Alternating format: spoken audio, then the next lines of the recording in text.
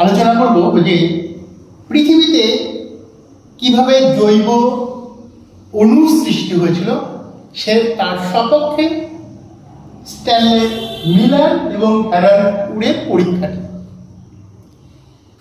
পরীক্ষা করে প্রমাণ করেছিলেন যে প্রাকৃতিক পৃথিবীতে যেরকম পরিবেশ ছিল ঠিক একই রকম পরিবেশ সৃষ্টি করে কৃত্রিমভাবে বিজ্ঞানীগণ জৈব অণু বা যৌগের সৃষ্টি করতে সক্ষম হয়েছিলেন।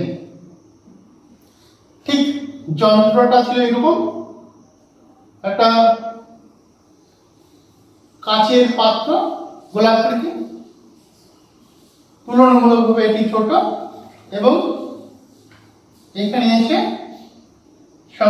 সংগ্রহকারী একটি ফ্লাস্ক যা সরু কাচ নল দ্বারা যুক্ত ছিল, ঠান্ডা জলের প্রবাহ, এখানে একটি পাত্র, আর মূল পাত্রটিকে অর্থাৎ বড় আকারে যে কাচের গোলাকৃতি পাত্র তাতে মিথেন, অ্যামোনিয়া, হাইড্রোজেন 2:1 অনুপাতে রাখেন। রেখে তড়িৎ স্ফুলিঙ্গ বা তড়িৎ দ্বার এর সংযোগ করেন, আর এইখান থেকে জলে তাপ প্রয়োগের মাধ্যমে ফুটিয়ে বাষ্প তৈরি করতে থাকেন, জলীয় বাষ্পের, যা সরু নলের মাধ্যমে এই বড় কাচ পাত্রে আসতে পারে। এবং 60,000 থেকে 75,000 ভোল্টের স্ফুলিঙ্গ, তড়িৎ স্ফুলিঙ্গ সৃষ্টি করেন। ফলে অ্যামোনিয়া, মিথেন এবং হাইড্রোজেনের সঙ্গে জলীয় বাষ্পের উপস্থিতিতে রাসায়নিক বিক্রিয়া ঘটতে থাকে, এবং এই রাসায়নিক বিক্রিয়া ঘটার ফলে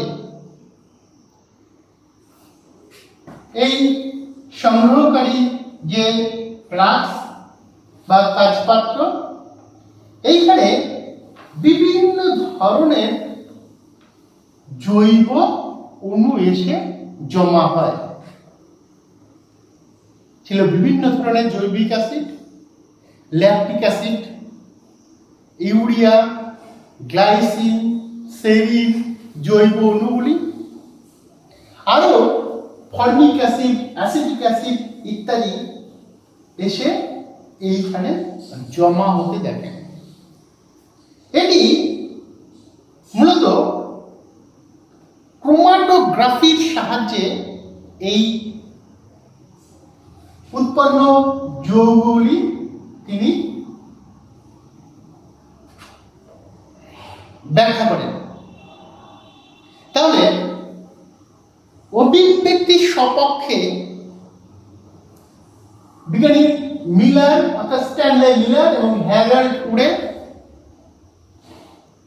পরীক্ষা করে প্রমাণ করেন যে প্রথম দিকে জৈব অণু সৃষ্টি হয়, যে জৈব অণু আবার বিভিন্ন পরিবর্তনের মাধ্যমে এককোষী জীবের সৃষ্টি হয়। এককোষী জীব পরবর্তীকালে আরো এদের ইভলিউশন ঘটে বহুকোষী জীবের সৃষ্টি হয়, পৃথিবীতে জীবের উৎপত্তি হয়। আজ আমরা আলোচনা করব অভিব্যক্তি সম্পর্কে। অভিব্যক্তি কাকে বলে? যে মন্থর এবং গতিশীল প্রক্রিয়ায় উদ্বংশীয় অর্থাৎ পুরাতন জীব থেকে আধুনিক জীবের সৃষ্টি প্রক্রিয়াকে বলা হয় অভিব্যক্তি বা ইভলিউশন। যে শব্দটি ইভলভারি শব্দ থেকে এসছে। পৃথিবীতে জীব সৃষ্টি হয়েছে বহুকাল আগে, অর্থাৎ সূর্য থেকে পৃথিবীর সৃষ্টি হয়েছে প্রায় 500 কোটি বছর আগে। বিজ্ঞানীদের ধারণা। তারও অনেক পরে, প্রায় 300 কোটি বছর আগে সামুদ্রিক জলে জীব সৃষ্টি হয় বলে বিজ্ঞানীদের ধারণা।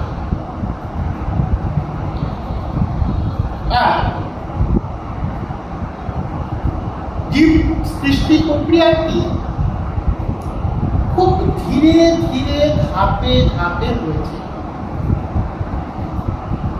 তাই বিভিন্ন ধরনের প্রমাণ বিভিন্ন সময়ে বিজ্ঞানীরা আমাদের সামনে তুলে ধরেছে, বা তাদের যুক্তি, প্রমাণ, তথ্য আমাদের সামনে তুলে ধরেছে যে পৃথিবীতে কিভাবে জীবের সৃষ্টি হয়েছে।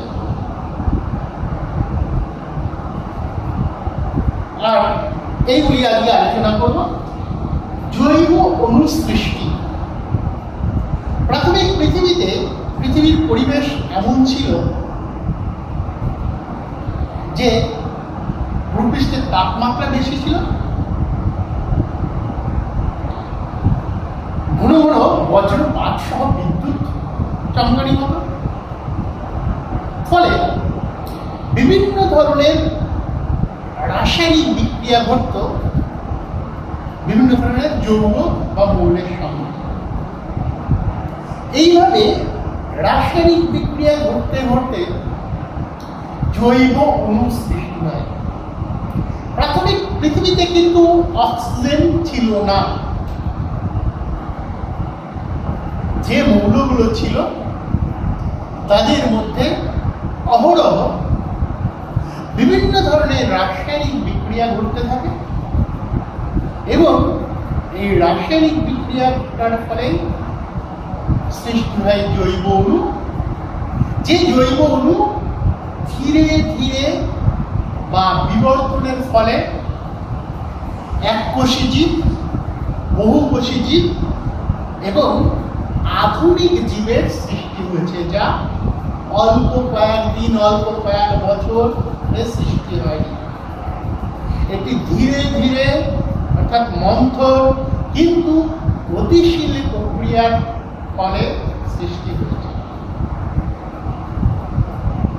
বিজ্ঞানীরা বিভিন্ন তথ্য সহ প্রমাণ তুলে ধরেছেন যে এই জৈব অণু কিভাবে সৃষ্টি হয়েছিল।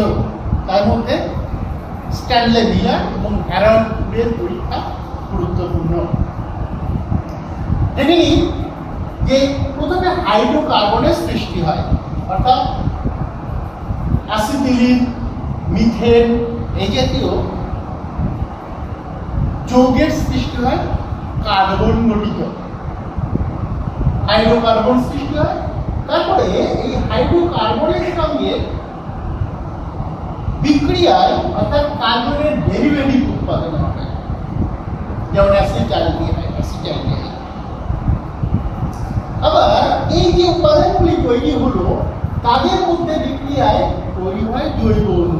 প্রথমে দিকে অ্যালডোল উৎপন্ন হয় এবং এর সঙ্গে বা অ্যাসিটাইলডিহাইড বিভিন্ন যৌগের সঙ্গে আরো বিক্রিয়া শুরু হয়।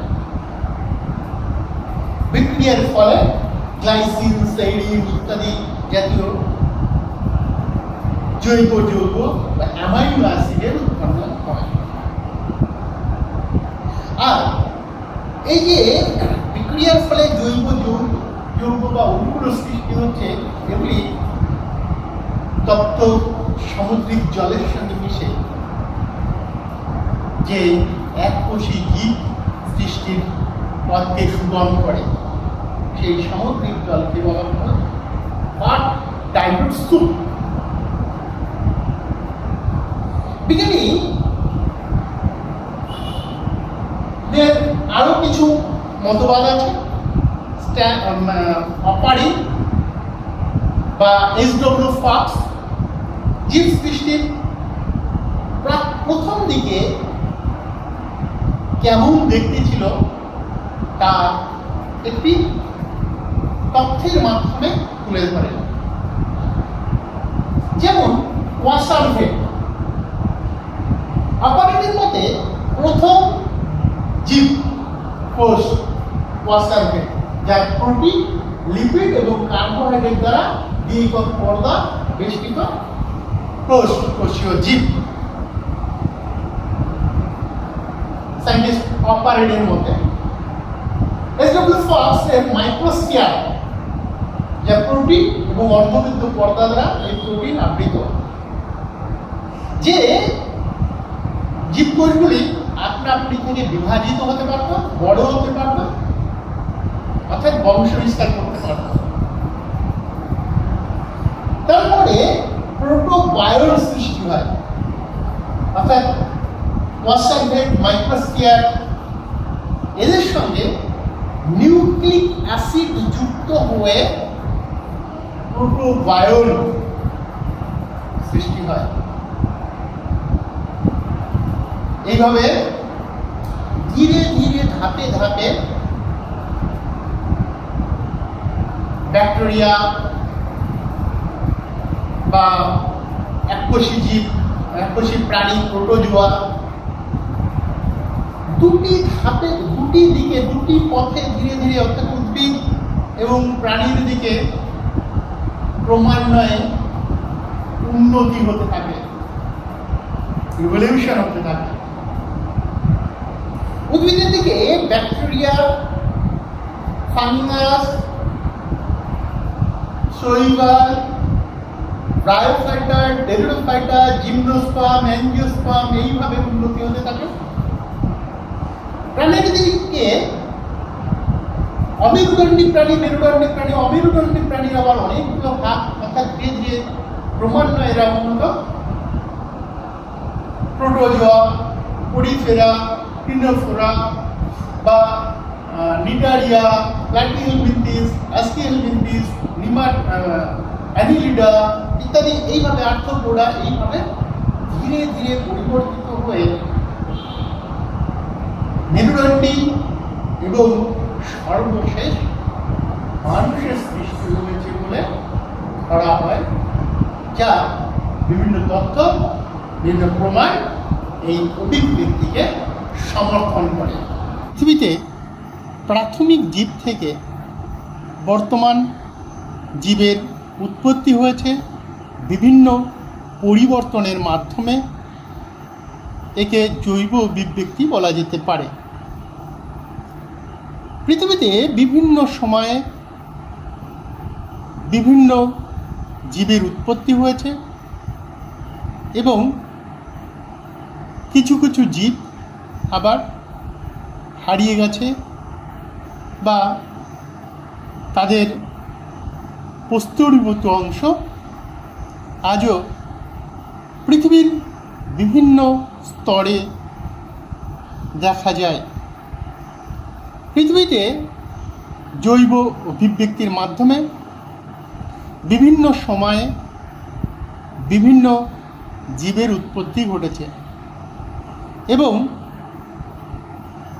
দেখা যাচ্ছে যে প্রাথমিক অবস্থায় সরল জীব থেকে ধীরে ধীরে জটিল জীবের আবির্ভাব ঘটেছে। প্রাথমিক পৃথিবীর প্রথম দিকে এককোষী, অর্থাৎ সরল এককোষী মাইক্রোস্ফিয়ার জাতীয় বা কোয়াসারভেট জাতীয় জীবের উৎপত্তি হয়েছিল। তারপরে ধীরে ধীরে পরিবর্তনের মাধ্যমে এককোষী ইউক্যারিওটিক, বহুকোষী এবং আরও ক্রমান্বয়ে বৈশিষ্ট্যের পরিবর্তন ঘটিয়ে আধুনিক জীবের সৃষ্টি হয়েছে। তবে জীব সৃষ্টির পর্যায়কে দুটি ভাগে ভাগ করা যেতে পারে: রাসায়নিক বিবর্তন এবং জীব বিবর্তন। অর্থাৎ প্রাথমিক পৃথিবীতে কার্বন, হাইড্রোজেন, নাইট্রোজেন যে মৌলগুলি থেকে মিথেন, অ্যামোনিয়া, জল উৎপন্ন হয় বিভিন্ন রাসায়নিক বিক্রিয়ার ফলে। তারও অনেক পরে তৈরি হয় ammonia, carbohydrate, fatty acid, purine, pyrimidine ইত্যাদি জৈব রাসায়নিক উপাদান। এবং তারও পরে তৈরি হয় নিউক্লিয় প্রোটিন। এই নিউক্লিয় প্রোটিন পর্যন্তই বলা যেতে পারে রাসায়নিক বিবর্তন। নিউক্লিয় প্রোটিন সৃষ্টির পরেই আরও পরিবর্তন দেখা যায়। উৎপন্ন হয় প্রোটোভাইরাস, ভাইরাস, ব্যাকটেরিয়া এবং এককোষী জীব প্রোটোজোয়া। তারও ধীরে ধীরে পরিবর্তিত হয়ে তারও পরে উৎপন্ন হয় বহুকোষী জীব, যা দুটি ধারায়, অর্থাৎ একদিকে যেমন বহুকোষী উদ্ভিদের সৃষ্টি হয়, অন্যদিকে বহুকোষী প্রাণীর সৃষ্টি হয়। এইভাবে ধীরে ধীরে পৃথিবীতে পরিবর্তিত হয়ে আধুনিক জীবের সৃষ্টি হয়। এখন আমরা আলোচনা করব কিছু জীবাশ্মগত প্রমাণ সম্পর্কে, যা অভিব্যক্তি সম্পর্কে তত্ত্ব দিয়ে অভিব্যক্তির সম্পর্কে জানতে সাহায্য করে। এমন কিছু কিছু জীবাশ্ম পাওয়া গেছে যে জীবাশ্ম অভিব্যক্তির সপক্ষে গুরুত্বপূর্ণ তথ্য তুলে দেয়। জীবাশ্ম কাকে বলে? জীবের বিভিন্ন অংশ, প্রস্তুত অংশ প্রাকৃতিকভাবে সংরক্ষিত হয়ে আছে, যা জীবের সম্পূর্ণ দেহাংশ বা জীবদেহের কোনো একটি অংশ। সেই সকল জীবাশ্মর মধ্যে আজকে যে বিষয় নিয়ে আলোচনা করব, ঘোড়ার বিবর্তন। বিভিন্ন জায়গা বা স্থান থেকে ঘোড়ার কিছু কিছু জীবাশ্ম পাওয়া গেছে। সেগুলি বিশ্লেষণ করে ঘোড়ার উৎপত্তি সম্পর্কে একটা পরিষ্কার ধারণা পাওয়া যায়। এবার দেখি যে কি ধরনের জীবাশ্ম পাওয়া গেছে এবং ঘোড়ার বিবর্তনে কি সাহায্য করে। Eocene, Oligocene, Miocene, Pliocene, Pleistocene, এক একটা যুগ, সময় অনুযায়ী ইওহিপ্পাস, মেসোহিপ্পাস, মেরিচিপ্পাস, প্লায়োহিপ্পাস, আধুনিক ঘোড়া ইকুয়াস। অর্থাৎ ইওসিন যুগে ইওহিপ্পাস থেকে আধুনিক ঘোড়া ইকুয়াসের সৃষ্টি হয়েছে এবং বিভিন্ন পরিবর্তনের মাধ্যমে আধুনিক ঘোড়ার সৃষ্টি হয়েছে। দেখা যাক ঘোড়া প্রথম দিকে কেমন দেখতে ছিল।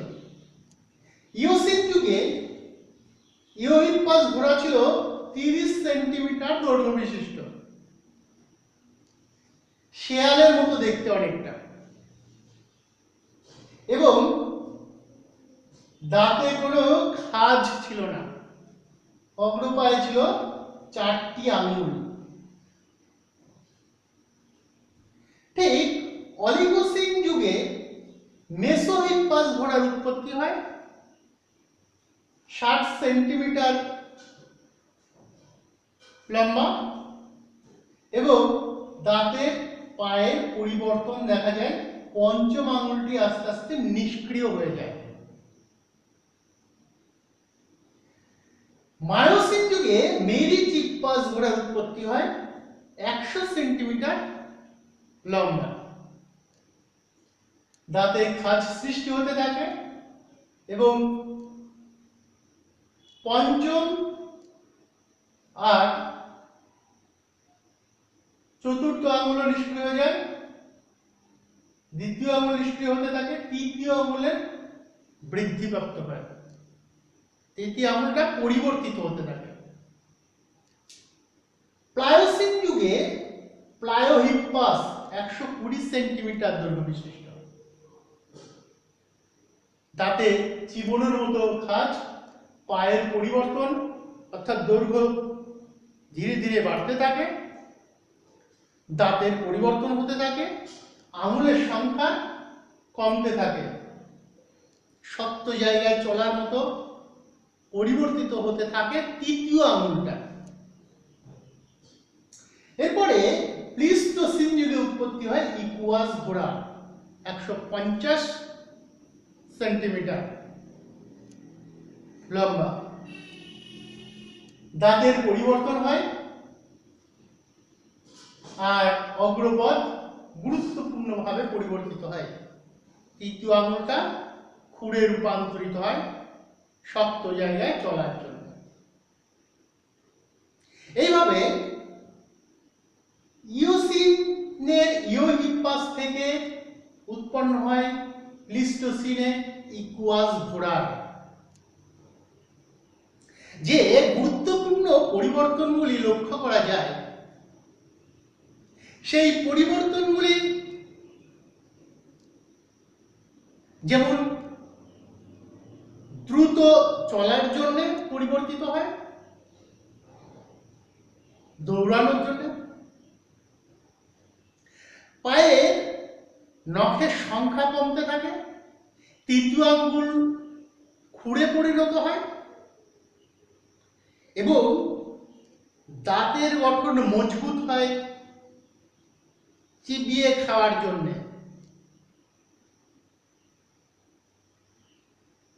এই পরিবর্তনগুলি দেখা যায় ঘোড়াতে।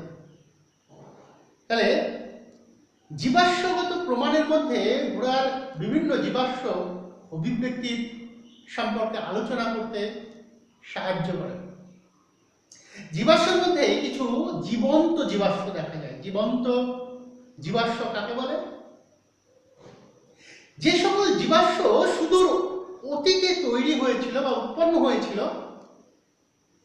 কোন রকম পরিবর্তন ছাড়াই আজও একই রকম ভাবে টিকে আছে, সেই সকল জীবদের বলা হয় জীবন্ত জীবাশ্ম।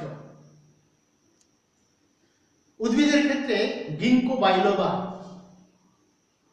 প্রাণীদের ক্ষেত্রে লিমিউলাস, রাজকাঁকড়া,